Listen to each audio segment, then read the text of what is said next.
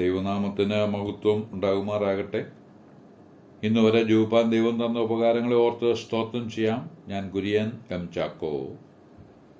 കോരശിന്റെ വാഴ്ചയുടെ 1-ാം ആണ്ടിൽ രാജാവ് പുറപ്പെടുവിച്ച വിളംബര പ്രകാരം സെരുബ്ബാബേലിന്റെ നേതൃത്വത്തിൽ 50,000-ഓളം വരുന്ന ജനവുമായി BC 538 അവർ യെരൂശലേമിലെത്തി. BC 536 ദൈവാലയ നിർമ്മാണം ആരംഭിച്ചു. പ്രവാസികൾ ഇസ്രായേലിന്റെ ദൈവമായ കർത്താവിന് മന്ദിരം പണിയുന്നു എന്ന് യഹൂദയുടെയും ബെന്യാമീന്റെയും വൈരികൾ കേട്ടപ്പോൾ അവർ ആ നിർമ്മാണം മുടക്കുന്നതിനായി 4 നിലയിലുള്ള തന്ത്രങ്ങളുമായി സെരുബ്ബാബേലിനെയും കൂട്ടരെയും നേരിട്ടു. അതിൽ ഒന്നാമത്തെ തന്ത്രമായി പയറ്റിയത് സ്നേഹഭാവത്തിലുള്ള ആസൂത്രിത നീക്കമായിരുന്നു.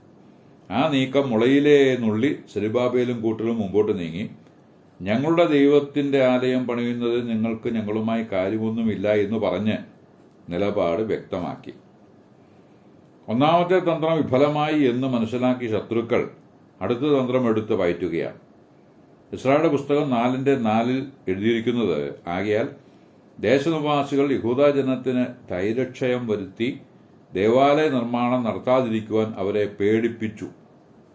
ഈ ഭാഗം വായിക്കുമ്പോൾ വർത്തമാനകാലത്തിലും ഈ നിലയിലുള്ള ഭീഷണികൾ ലോകമെമ്പാടും നിലനിൽക്കുന്നത് അറിയുവാനും അനുഭവിപ്പാനും കഴിയുന്നുണ്ട്.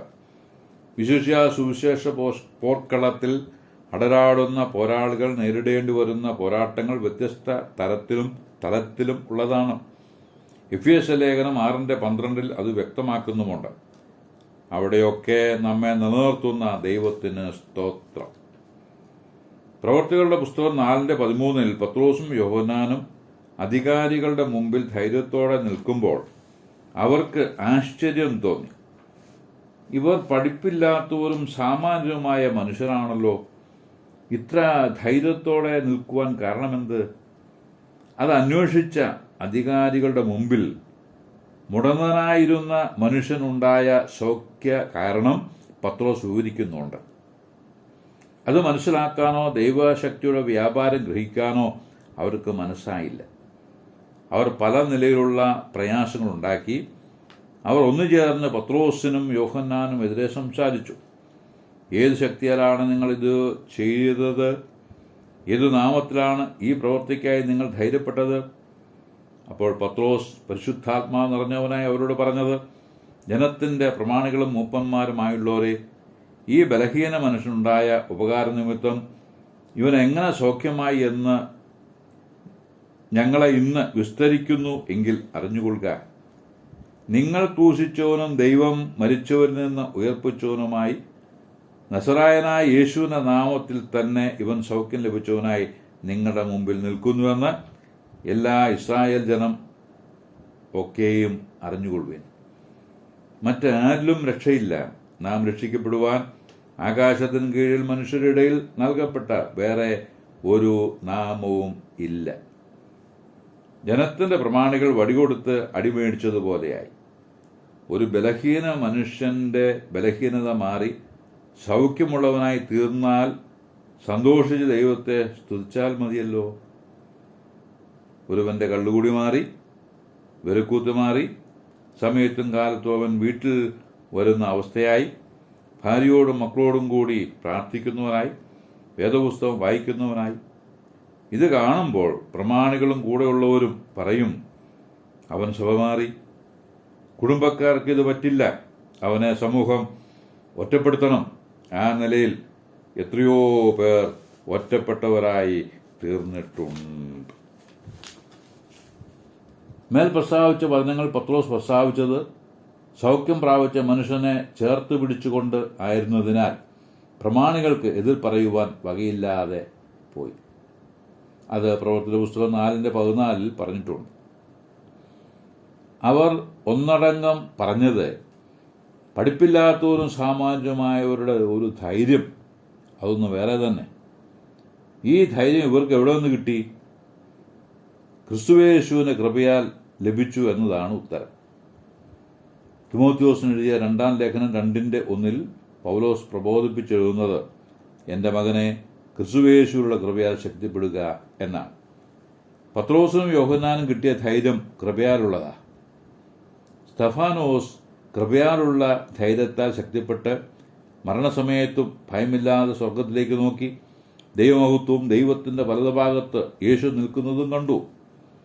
കർത്താവായ യേശുവെ, എൻ്റെ ആത്മാവിനെ കൈക്കൊള്ളണമേ എന്ന് പ്രാർത്ഥിച്ചു. മാത്രമല്ല, തന്നെ കല്ലെറിഞ്ഞവരുടെ പാപം അവരുടെ മേൽ നിർത്തരുതേ എന്നും അപേക്ഷിച്ചു. അതിനുശേഷം നിദ്ര പ്രാപിച്ചുവെന്ന് പ്രവൃത്തിയുടെ പുസ്തകം 7-ാം അധ്യായം മുഴുവനായി നമുക്ക് പറഞ്ഞു തരുന്നുണ്ട്. സെരുബ്ബാബേലിനെയും കൂട്ടരെയും പേടിപ്പിക്കുവാൻ ശ്രമിച്ചവർ പരാജിതരായി. അവർ അടുത്ത തന്ത്രവുമായി അടുത്തു വന്നു. കാര്യസ്ഥന്മാർക്ക് കൈക്കൂലി കൊടുത്ത് പണി മുടക്കുക.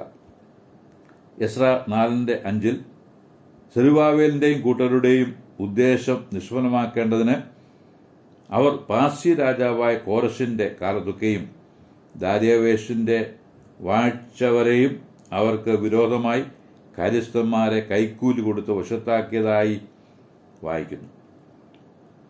കള്ള സാക്ഷ്യവും കൈക്കൂലിയും കൊണ്ട് ന്യായം മറിഞ്ഞുപോയിരിക്കുന്ന ഒരു കാലത്തിലാണ് നാം ജീവിക്കുന്നത്. പാദാദികേശം എന്ന് വച്ചാൽ പാദം മുതൽ മുടി വരെ എന്ന് പറയുന്നത് പോലെ താഴേക്കിടയിൽ തുടങ്ങി മേലാളന്മാർ വരെ കൈക്കൂലിയും കള്ളത്തരവും കാണിച്ച് ആ നിലയിൽ ഉള്ളതായിരിക്കുന്ന പിടിയിൽ അമർന്നു പോയിരിക്കുന്നു. ഈ ഗണത്തിൽപ്പെടാത്തവരുമുണ്ട് കേട്ടോ. അവരെ ഞങ്ങൾ മറക്കുന്നില്ല. ന്യായം മറച്ചു കളയുന്നവർ വർദ്ധിച്ചു വരുന്നു എന്നേ പറഞ്ഞുള്ളൂ. 4-മതായി യഹൂദയിലെയും യെരൂശലേമിലെയും നിവാസികൾക്ക് വിരോധമായി അന്യായപത്രം എഴുതിച്ചു എന്ന് വായിക്കുന്നു.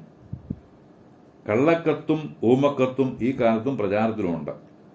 കൈയെഴുത്തുകൾക്ക് പകരം ഡിജിറ്റൽ രീതികളായിട്ടുണ്ട് എന്നത് മാത്രം ഒരു വ്യത്യാസം.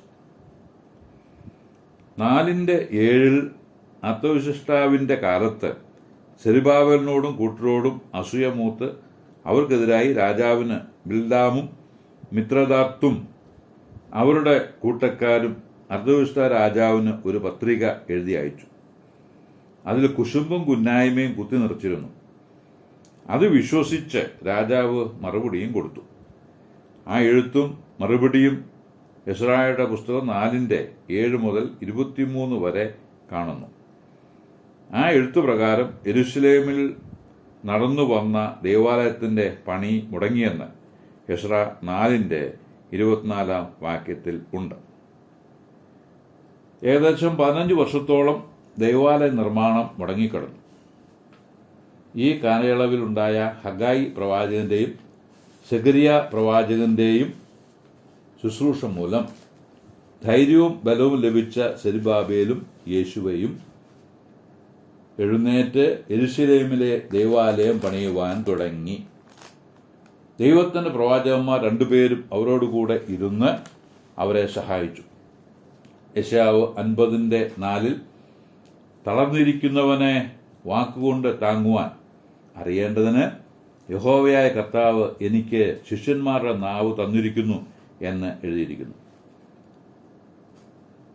പ്രവാചകന്മാർ ചെയ്ത ശുശ്രൂഷ അതായിരുന്നു. തളർന്നിരിക്കുന്നവരെയല്ലേ ധൈര്യപ്പെടുത്തുവാൻ ആവശ്യമായിരിക്കുന്നത്? യേശു കർത്താവിൻ്റെ ശുശ്രൂഷ ഇത്തരണത്തിൽ ഓർത്തുപോകുന്നു. നിരാശയും ക്ഷീണവും പിടിച്ച് ഇരുന്ന സാഹചര്യത്തിൽ ഒക്കെയും ശിഷ്യന്മാരുടെ നടുവിൽ നിന്ന് ഭയപ്പെടേണ്ട, ഞാനാകുന്നുവെന്ന് പറഞ്ഞ് അവരെ ഉണർത്തുകയും ധൈര്യപ്പെടുത്തുകയും ചെയ്ത യേശു കർത്താവിനെ നാം കാണുന്നു. അതേപോലെ സെഖരിയ പ്രവാചകനും തളർന്നിരുന്നവരുടെ മേൽ 4:6-7 വാക്യങ്ങളിൽ ഉള്ള ശക്തി പകർന്നു. സെരുബ്ബാബേലിന് മുമ്പിലുള്ള മഹാപർവ്വതമേ, നീ ആര്? നീ സമഭൂമിയായിത്തീരും. അതിന് കൃപ കൃപ എന്ന ആർപ്പോടെ അവൻ ആണിക്കൽ കയറ്റും. ഇത് സാധിക്കുന്നത് മാനുഷിക ശക്തിയാലല്ല, ദൈവശക്തിയാലത്രേ. ദൈവാത്മാവിൻ്റെ പ്രവൃത്തിയാൽ അത് സാധ്യമാകുമെന്ന് വ്യക്തമാക്കിയിരിക്കുന്നു. ദൈവാത്മാവിൻ്റെ പ്രവൃത്തിയെക്കുറിച്ച് യെശയ്യാവ് 11:2 വ്യക്തമാക്കിയിരിക്കുന്നു. ജ്ഞാനത്തിൻ്റെയും വിവേകത്തിൻ്റെയും ആത്മാവ്, ആലോചനയുടെയും ബലത്തിൻ്റെയും ആത്മാവ്, പരിജ്ഞാനത്തിൻ്റെയും യഹോഭക്തിയുടെയും ആത്മാവ്. ദൈവാത്മാവിനെക്കുറിച്ചുള്ള ഈ പ്രയോഗങ്ങൾ അടിവരയിട്ട് സൂക്ഷിപ്പാൻ മതിയായതാണ്. മറ്റൊരു പാഠത്തിൽ അത് വ്യക്തമാക്കാം എന്ന് വിചാരിച്ച് ഇപ്പോൾ ആ ഭാഗം വിടുന്നു. ആത്മശക്തിയാൽ യഹൂദന്മാരുടെ മൂപ്പന്മാർ പണിതു. പ്രവാചകന്മാർ 20 വചനത്താൽ അവരെ ധൈര്യപ്പെടുത്തിക്കൊണ്ട് കൂടെയിരുന്നു. യഹോവയായ കർത്താവ് കൂടെയുണ്ട്. പ്രവാസത്തിൽ നിന്ന് രാജ വിളംബരത്താൽ നമ്മെ വിടുവിച്ചത് കർത്താവല്ലേ. എതിർപ്പുകൾ സാരമില്ല. ശക്തനായവൻ നമ്മുടെ കൂടെയില്ലേ. എല്ലാ നാളും കൂടെയിരിക്കാമെന്ന് അരുളിയവൻ ജീവിച്ചിരിക്കുന്നുണ്ട്.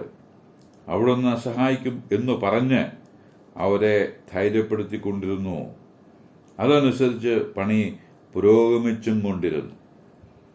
ദാര്യാവേശ് രാജാവിൻ്റെ വാഴ്ചയുടെ 6-ാം ആണ്ടിൽ ആദാർ മാസം 3-ാം തീയതി ഈ ആലയത്തിൻ്റെ പണി തീർന്നുവെന്ന് എസ്രാ 6:15 രേഖപ്പെടുത്തിയിരിക്കുന്നു. അതായത് BC 516 എന്ന് മനസ്സിലാക്കാം. അവർക്ക് ഒന്നടങ്കം പറയാനുണ്ടായിരുന്നത് കൃപ കൃപ എന്ന് മാത്രം. മഹാപർവ്വതം പോലെ വന്ന എതിർപ്പ് കൃപയിൽ അലിഞ്ഞ് ആവിയായി. പ്രിയമുള്ളവരെ, നമുക്ക് മുമ്പിൽ വരുന്ന പ്രതികൂലങ്ങൾ വലുതായിരുന്നാലും ചെറുതായിരുന്നാലും അതിനെ നിരത്തി സമതലം ആക്കുവാൻ ദൈവമായിരിക്കുന്ന കർത്താവിന് കഴിയും. അവിടുന്ന് നമ്മോട് കൂടെയുണ്ട്. അവിടുന്ന് കരുതിക്കൊള്ളും മകനെ എന്ന് അബ്രഹാം മകനെ ധൈര്യപ്പെടുത്തിയതുപോലെ നമുക്കും ധൈര്യപ്പെടാം, മറ്റുള്ളവരെ ധൈര്യപ്പെടുത്തുകയും ചെയ്യാം. ആവശ്യമായ കൃപ സർവശക്തൻ പകരട്ടെ എന്ന് ആശംസിച്ച് വാക്കുകൾക്ക് പൂർണ്ണവിരാമം കുറിക്കുന്നു. ദൈവനാമം മഹത്വപ്പെടട്ടെ.